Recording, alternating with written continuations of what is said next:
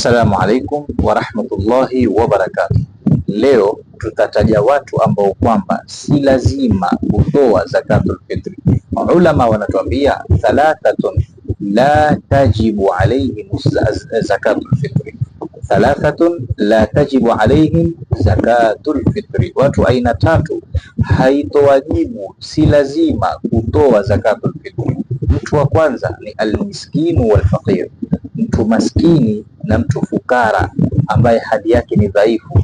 Imefika siku ya Eid akawa hajapata chakula cha kumtosheleza ile siku ya Eid peke yake, chakula cha kumtosheleza yeye, ama kama ni mtu ana familia, ana mke na watoto ambaye yeye ndo anayewasimamia wao kwa kula, akawa hajapata chakula cha kuwatosheleza yeye na mke wake na watoto wake kwa ile siku ya Eid peke yake, basi ufaradhi wa kutoa zakatul fitri kwa watu hawa umeanguka. Yani si lazima kutoa zakatul fitri mpaka watakapopata katika ile siku chakula cha kuwatosheleza wao siku hiyo, na wakapata ziada.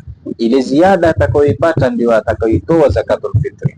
Na vile vile tunakumbusha tena kwamba unaweza wala si makosa, zakatul fitri uloletewa wewe, mtu amekuletea zakatul fitri, wewe ile zakatul fitri uloletewa ukampatia mwenzako ukatoa, ni zakatul fitri yako, wala hakuna makosa katika hilo. Mtu wa pili ulama wanatuambia ni almayitu ama almaitu, mtu ambaye kwamba amefariki.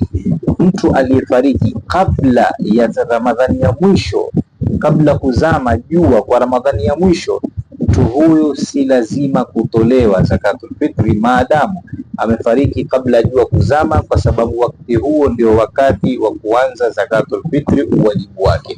Sasa mtu aliyefariki kabla ya kutwa jua la siku ya mwisho ya Ramadhan, si lazima kwake yeye kutolewa zakatul fitri. Na mtu wa tatu ulama anatuambia ni aljanin. Aljanin ni mtoto aliyoko katika tumbo la mama bado hajazaliwa.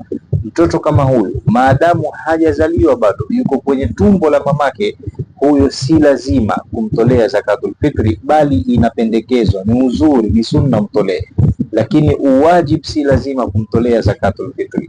Mwenyezi Mungu Subhanahu wa Ta'ala atujalie min alladhina yastami'una alqawla fayattabi'una ahsana. Wassalamu alaykum wa rahmatullahi wa barakatuh.